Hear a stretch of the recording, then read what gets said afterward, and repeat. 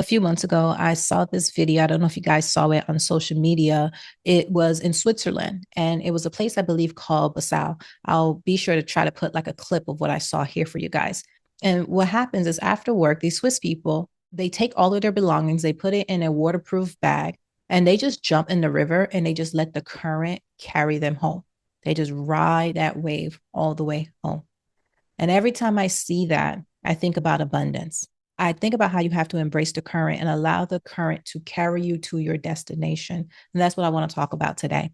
If you're new here, my name is Michelle, and I want to welcome you to the Boss Babe Sanctuary.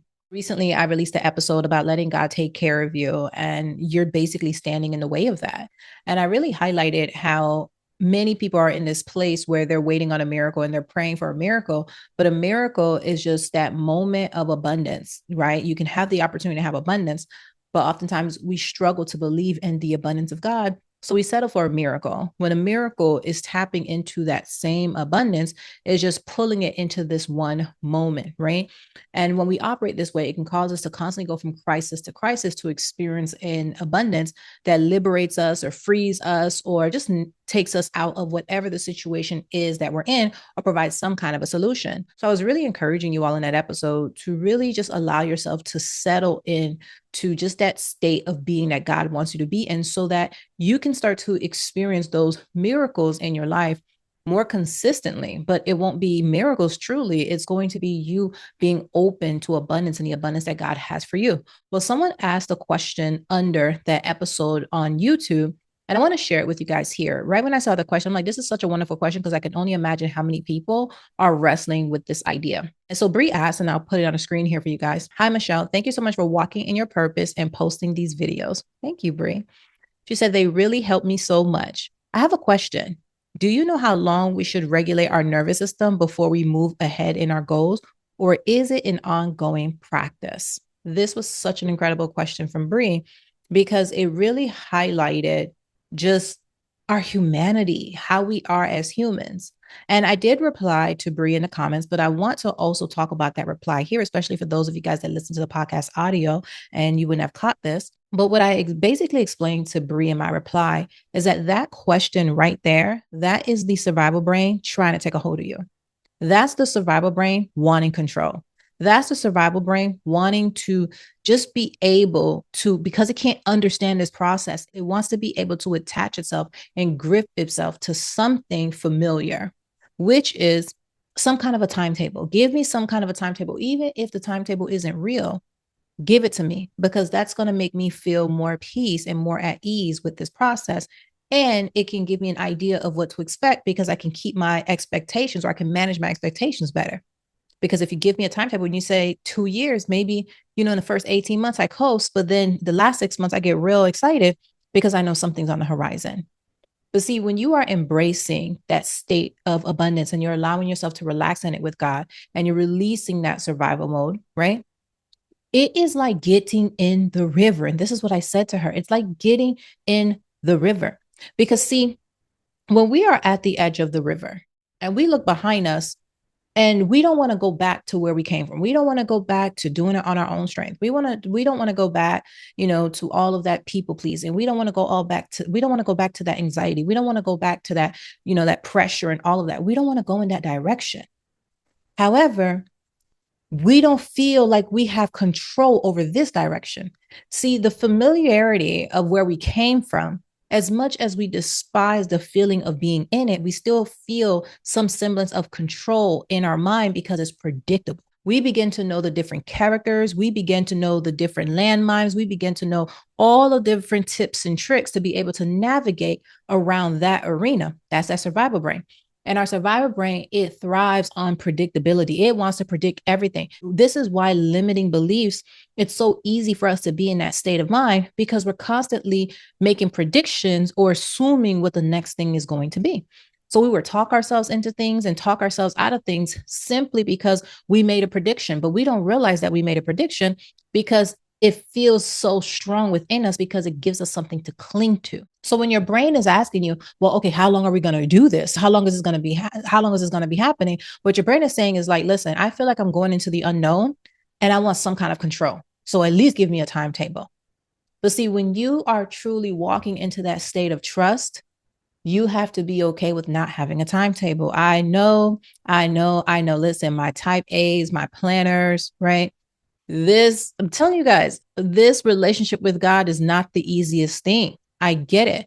That's why I constantly say our survival brain or the desire to self preserve is so strong within us that it will even keep us away from God. We're not doing this intentionally, we're doing it subconsciously because we're operating in a way that feels the most intuitive to us. But the way that is most intuitive to us doesn't mean it's the right way. The scripture tells us that our thoughts are not his thoughts, our ways are not his ways. So what do? We must acknowledge the Lord our God in all our thoughts and all our ways and all our understanding and submit and surrender everything to him, and he will make our path straight.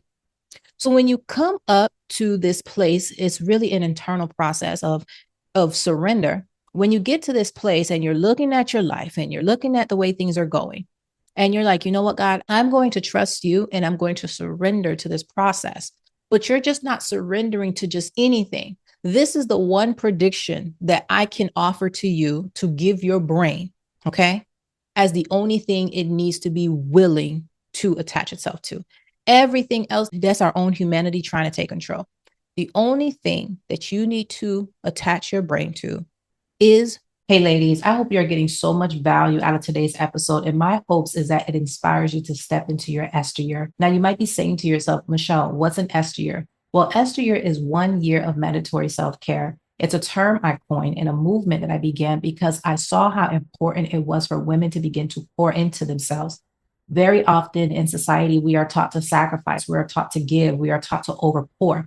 But the reality is that all that giving and all that pouring, it's not endless. It's coming from you. And as you're putting out all that energy, as you're putting out all that care, as you're putting out all that nurturing, who's pouring back into you? The reality is that you need to do it. You need to make sure that your cup is filled before you step into trying to fill anybody else's cup. And I'll tell you what, it's actually God's desire that you prioritize yourself and pour into yourself. The scripture says, love thy neighbor as thyself. But what if you haven't really invested that much time into loving yourself? What if you haven't invested that much time into caring and really supporting yourself? It's very difficult to care and support other people in the ways that they should be and need to be cared and supported. And it's not just about others and how well you show up for others when you're invested in your Esther year. It's also about you showing up for purpose. Because I can tell you what, as you begin to step into the next thing God has for you, there's going to be a bigger demand on you. There's going to be more responsibilities for you. There's going to be more things that you have to apply yourself to. And it is not God's desire that the very thing that you desired and the very thing that you pray for, that it crushes you. Why would it crush you? Because you do not have the fundamental habits and the fundamental system and operating system design of taking care of yourself. So by being intentional and entering into that 1 year of mandatory self-care, what it does is it preps you and prepares you for the very thing that God is elevating you and bringing you into. So in order to support you in this journey, I've created for you the 4-week Esther launch kit. It is designed to help you enter into that Esther. It's going to include the 3-day Freedom Fast Guide. It's going to include the Beauty for Ashes workshop. And it's also going to include the 21-day Faith Center Transformation Guide. This month, you can use the code PREPARE and it will give you 25% off. Now, I encourage you to take that Esther year seriously so you can truly step into the woman that God designed you to be. Now, let's get back to today's episode because this is a good one. The only thing that you need to attach your brain to is the truth that God is good and he means well to you, that his intentions are not to harm you. Jeremiah 29:11 is to give you a hope and a future. That's the only thing that you need to attach your brain to, is that, you know what? I'm surrendering because I know who I'm surrendering to. I can trust him. You will not allow yourself to surrender if you cannot trust who you're leaning into. We've seen, if you've watched any amount of television, there's these trust exercises that people sometimes do. And the whole idea is you're supposed to stand there and a person's there and you're supposed to just let yourself fall back. And you're supposed to believe that this person is going to catch you. Now think about yourself as a person. Who are you willing to just stand there and just fall all the way back, close your eyes without any thought and believe that this person is going to catch you? You see, if you're real close to them, you might be able to do it. But the higher you go, the harder it can be to trust the fact that you can lean into this person. So the more responsibilities you have in life, the more pressure you feel like you have in life, it feels like there's more to lose. So trust begins to become very, very expensive because you can't afford to trust in the wrong thing. You can't afford to trust the wrong person. And this is why I'm not encouraging you to trust a person. I'm encouraging you to trust God. And this is why we work out whatever is going on between us that is causing us to not be able to do that. Because at its core, the engine that keeps survival running is distrust. We don't trust things are going to work out. We don't trust that we'll have what we need. We don't trust that we'll get what we desire. And because underneath there's that trust that's going on, we're all different and we respond to that lack of trust differently. Some people get very anxious and you start trying to force things or make things happen because your fear that it won't take place. So you jump in and try to make things happen yourself. You jump in and try to make things shake yourself. Some people, you might go into a space of self-loathing or self-pity because you just feel like poor me, right? Like I didn't deserve this, or I went through this growing up, or this wasn't fair. Some of you guys, you might just become a very jealous and envious person. You might look at other people and you might feel like their life is so much better than you, and that's unfair. And why is things so easy? And you're constantly looking at other people. But there are those of us that we recognize who we can trust. And when you're able to lean into that trust, it allows all of the worries of the world to fade away. Now, does it mean that the worries don't exist any longer? No, but it no longer grips your heart. The fear no longer grips your heart. The idea that there's going to be some kind of catastrophe, or you're just going to have egg on your face, or you're going to be embarrassed, or you're going to be shamed. You just don't allow your brain to take a hold of you and let that kind of messaging control you, because you rebuke yourself and you correct yourself and you remind yourself, no, my God can be trusted. I'm going to continue to be steadfast in my faith. His intentions are not to harm me, is to do good. So leaning into abundance, guys, leaning into receiving, I should say, because the abundance comes from receiving. This whole process, y'all, is about receiving. The whole thing is about receiving. But leaning into it, it is like getting into a river, having no paddle, no map, no directions, and trusting the current. And after a while, when you start to realize that the current is safe and it will cause you to arrive at your destination, you'll just keep getting in over and over and over again. So just like those Swiss people, they understand that current now.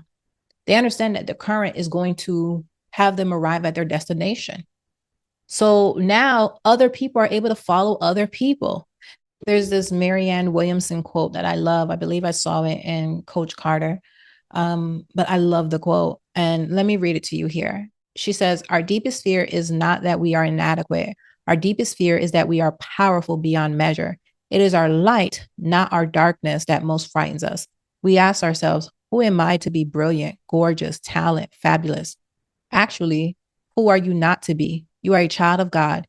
Your playing small does not serve the world.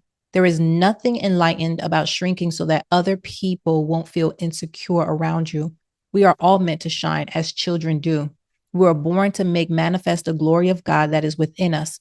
It's not just in some of us, it's in everyone. And as we let our own light shine, we unconsciously give other people permission to do the same. As we are liberated from our own fear, our presence automatically liberates others."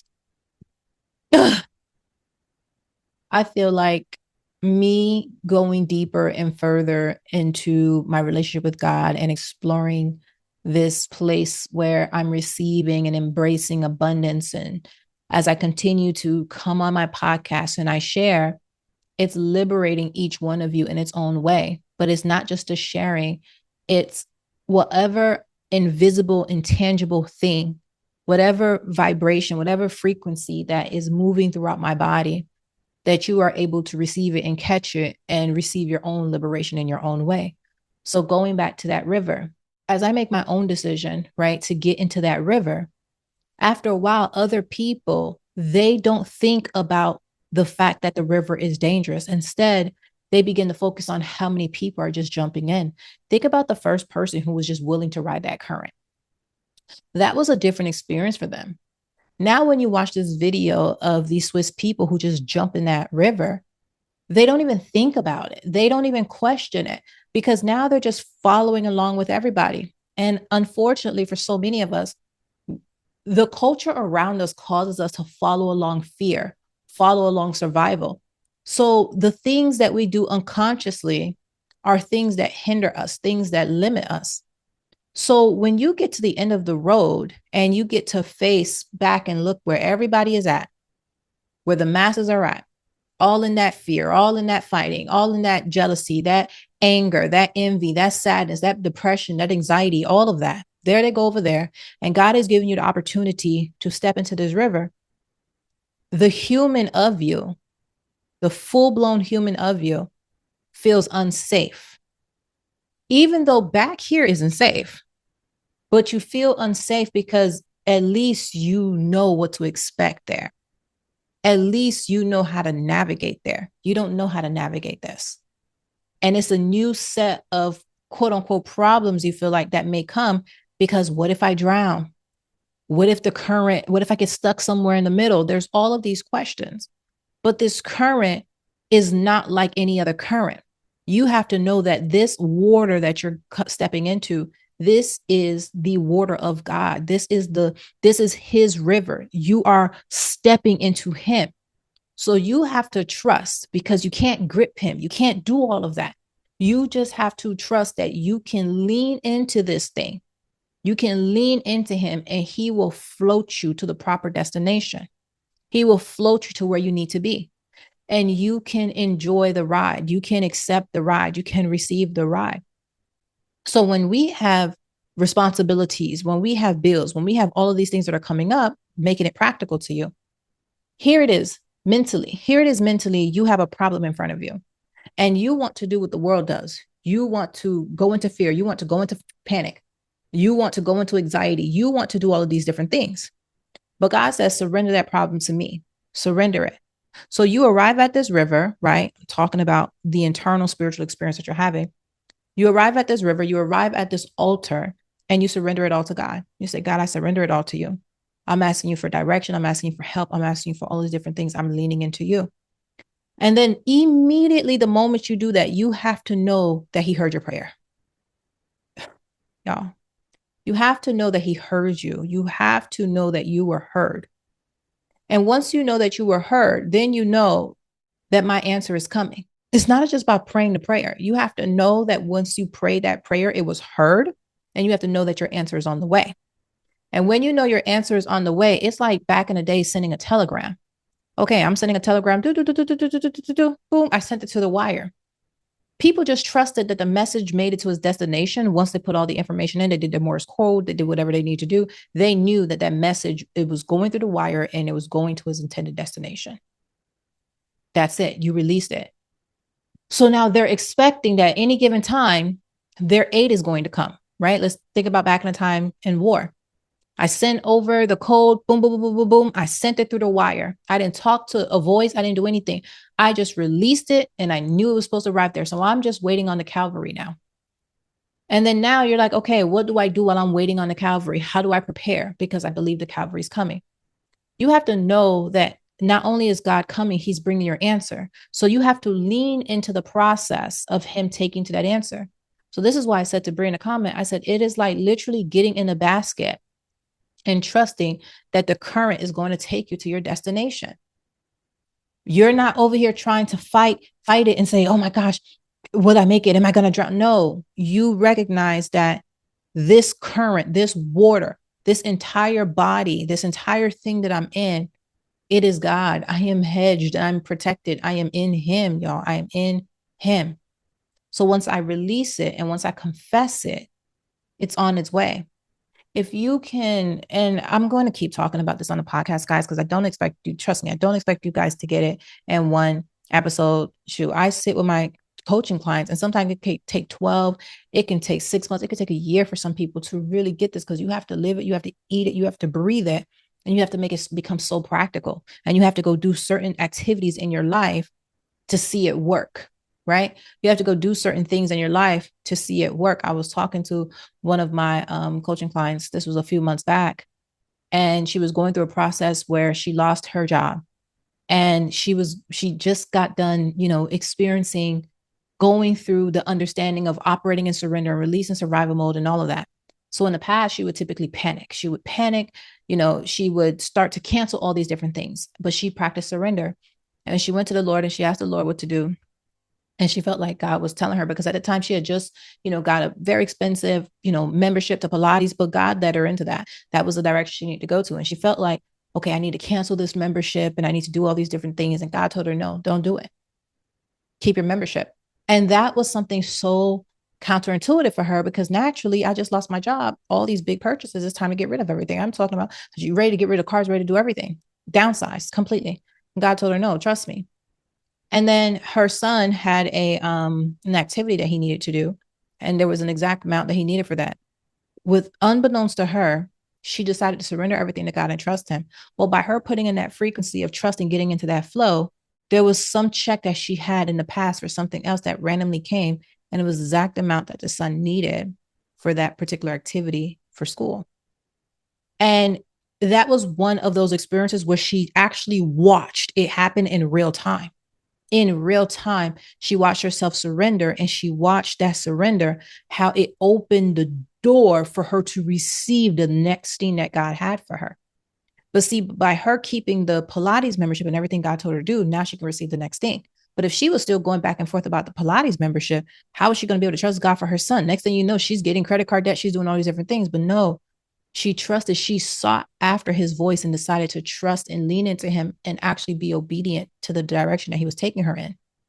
So when we are going through things, or we want things in life, or we want things to work out a certain way, there's anxiety in our body. I get it. There's real anxiety in our body. Come on now, guys. You think I don't have those experiences? I just don't make love to anxiety. I don't know how else to say it. I don't make love to anxiety. These days, I used to have a time in my life where waking up with anxiety was normal. These days, if I feel anxiety, I actually talk to myself a lot. I'm like, hold on, where is this coming from? Michelle, what's going on, baby? Like I'm literally talking to myself like I'm a child, trying to understand what just triggered me to have this kind of thing, and what am I holding on to? What am I gripping to? What am I trying to control? What am I having fear about that's allowing anxiety to try to grip my heart the way that it is?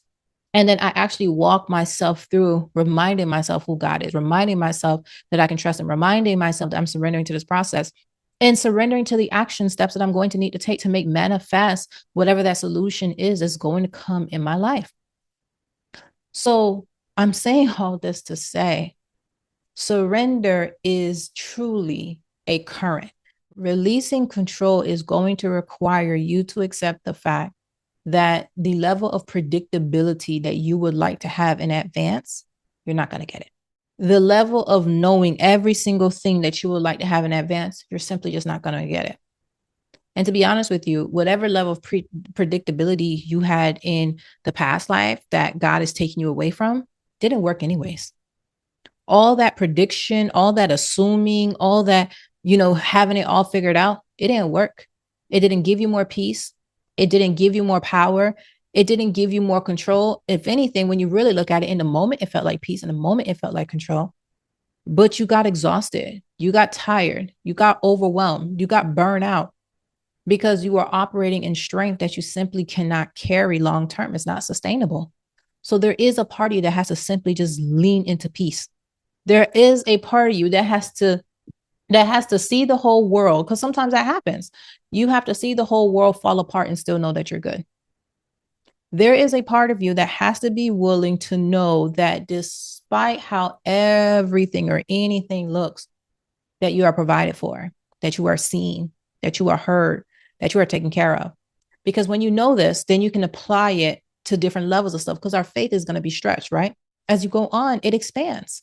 In one season, you're believing God for extra money for gas, extra money for food. And the next season, you're believing him for a car. Then you're believing him for a house. Then you're believing him for some people, children, some people, a spouse. Different seasons, as your faith stretches, you begin to see that, okay, this is a God who's for me, who's not against me. And you become so intentional about aligning yourself with that. So I really enjoyed that question. I really appreciated Bree for asking that question. And I just want to encourage you guys to lean into the current. Surrender to the current that desires to carry you, not just to your purpose, not just to your assignment, not just to your calling, but to your heart's desire. To your heart's desire.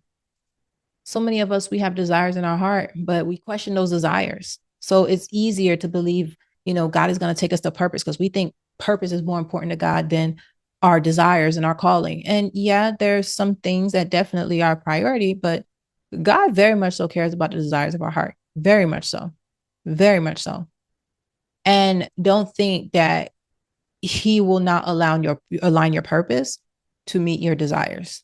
He will not align your desires to align with your purpose. All things work for the good of those that are in Christ Jesus. All things. So that's it, guys. I just want to share that with you guys. I thought that was a wonderful comment.